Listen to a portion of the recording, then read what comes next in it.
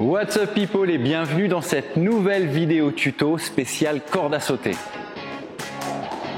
C'est plus à prouver, la corde à sauter c'est vraiment un exercice hyper complet utilisé dans plein de sports, qu'ils soient amateurs ou professionnels. Ça va vous aider bien sûr à augmenter votre condition cardiovasculaire, votre souffle, mais pas que, aussi votre coordination, votre équilibre, la mobilité, la gestion de votre corps dans l'espace et aussi vous aider à tonifier au niveau musculaire, brûler un maximum de matière graisseuse, le tout dans un seul et même exercice avec un seul équipement. Mais soyons clairs, c'est un exercice qui peut être très challenging et un petit peu déroutant, surtout quand on commence. Donc je vous propose aujourd'hui à travers cette vidéo de revenir sur toutes les bases.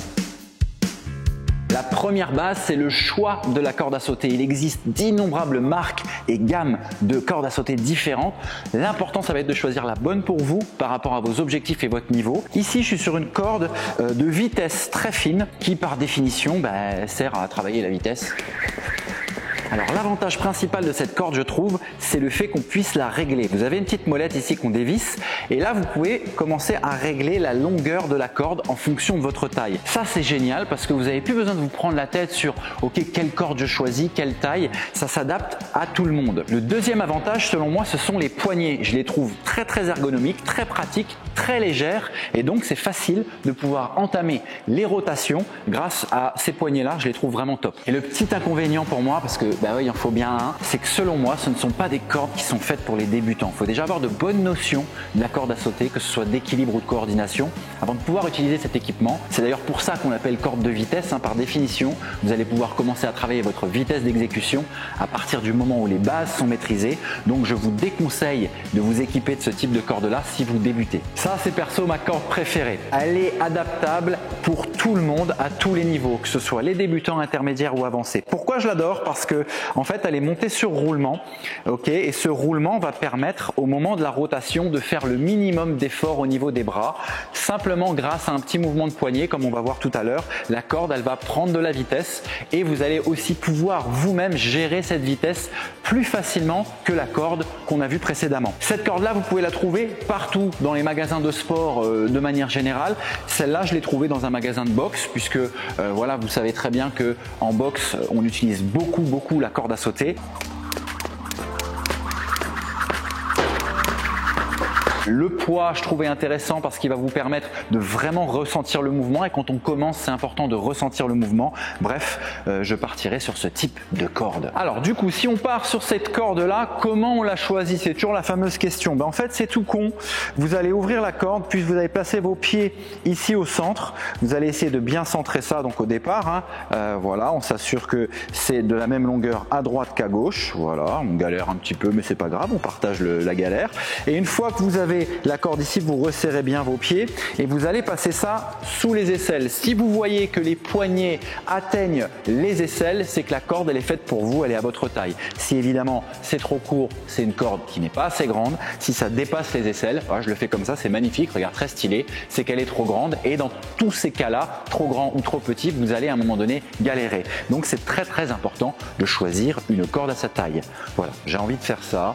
Je ne sais absolument pas pourquoi. La troisième base qui est selon moi la plus importante avant de commencer, c'est évidemment l'échauffement. Un petit peu comme la course à pied où parfois on se dit tiens je vais faire un footing, j'enfile mes baskets et je pars courir. Si on ne s'échauffe pas, on court à la cata. Corde à sauter c'est pareil, vous risquez contracture au niveau des mollets, des douleurs au niveau des chevilles ou des genoux, ça peut même monter jusqu'en bas du dos. La fameuse périostite, cette inflammation du périoste là au niveau du tibia qui est notamment due à beaucoup d'impact sans échauffement une fois de plus, ça peut créer des tensions au niveau des cervicales, au niveau des épaules. Bref, je vous conseille fortement un protocole d'échauffement simple et efficace de quelques minutes. Ça peut être à base de foam roller, ça peut être du travail de mobilité articulaire, de l'échauffement musculaire pour être sûr que quand vous allez commencer vos phases de corde à sauter, le corps soit suffisamment préparé pour encaisser tous ces impacts. Allez, je vous propose qu'on démarre. On va attaquer non pas avec la corde, mais on va garder la corde au sol. Vous me dites, putain, mais qu'est-ce qu'il nous fait? Nous, on est venu pour apprendre les bases de la corde à sauter et il nous lâche la corde par terre. C'est tout simplement la capacité à faire du air jump rope, un peu comme du air guitare. On va dans un premier temps simuler le saut à la corde. Je vous invite à commencer avec les poignets à hauteur des hanches.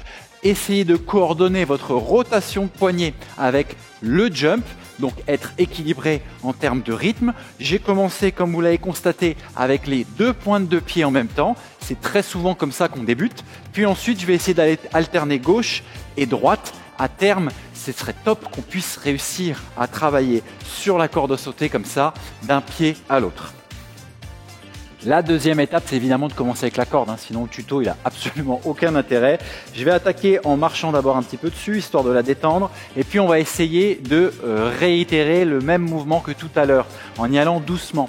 Essayez d'exagérer dans un premier temps le sens de rotation de votre corde, parce que souvent l'appréhension qu'on a, c'est de se prendre les pieds dedans. Donc pour être sûr qu'on va passer au-dessus, on va d'abord tout exagérer en termes de mouvement. J'attaque ici. Alors dans un premier temps, moi pour prendre le rythme, je vais sauter ici. Puis ensuite, vous avez remarqué que j'ai choisi de travailler sur du 2 temps.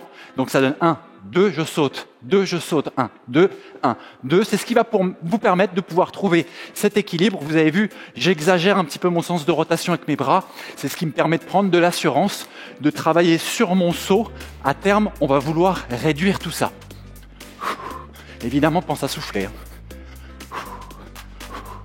Cette étape est maîtrisée, on va pouvoir passer à la suivante. Ça va être de réduire un petit peu tout. La première chose, ça va être le temps de transition entre les jumps. On va passer du 2 temps au 1 temps. La deuxième chose, ça va être le mouvement. Réduire le mouvement pour se fatiguer un petit peu moins au niveau des bras. Et la troisième chose, ça va être réduire la hauteur du saut pour éviter de se fatiguer au niveau des cuisses et du souffle. On part là-dessus. Évidemment, chacun fait comme il peut. Moi, je vais commencer ici, comme tout à l'heure, sur du 2 temps pour me donner le rythme. Et tout doucement, je vais passer au 1 temps. Donc pour ça, je vais avoir besoin d'accélérer le sens de rotation. Puis je vais réduire tout doucement mon mouvement en passant des bras aux poignets. Et enfin, je vais réduire la hauteur du saut. De cette manière, ça me permet de beaucoup plus gérer mon mouvement, de beaucoup moins me fatiguer parce qu'il y a des impacts qui sont réduits et au niveau musculaire, j'engage moins de choses. Et à terme, ça va vous permettre de travailler plus longtemps. Prenez le temps d'asseoir ces bases. Tout le temps qu'il vous faut, on n'est pas pressé. Une fois que vous maîtrisez bien ces premières techniques, l'objectif avec la corde, ça va être évidemment de vous amuser, de rendre les choses un peu plus fun. Et quoi de mieux que de se challenger? On va essayer de passer d'un pied à l'autre. Vous avez certainement déjà vu des boxeurs travailler comme ça. Ok, ça c'est une manière de pouvoir vous challenger, travailler sur votre coordination, votre équilibre et la gestion de votre corps dans l'espace. Donc je vais reprendre évidemment par le 2 temps, histoire de retrouver un petit rythme. Puis dès que je me sens, je réduis en 1 temps. Puis je vais commencer à passer d'un côté à l'autre. Et là, ça peut être très très fun parce qu'on peut bouger un petit peu. On se sent un tout petit peu plus libre. Et la liberté, ça a vraiment du bon, quoi. Super quote. Plus vous allez maîtriser les bases, plus vous allez pouvoir vous imposer des exercices encore plus challenging. C'est l'avantage de la corde à sauter. Les possibilités sont infinies. Elle peut vous accompagner à travers vos phases d'échauffement, durant vos séances de circuit training ou même après vos séances de musculation. Bref, je recommande cet exercice pour tout le monde. Merci d'avoir suivi cette vidéo. N'hésitez pas à me faire part de vos questions en commentaire, de liker ce post, de le partager et évidemment de vous abonner à la page. C'est ce qui continue à me motiver à vous proposer des contenus. À plus.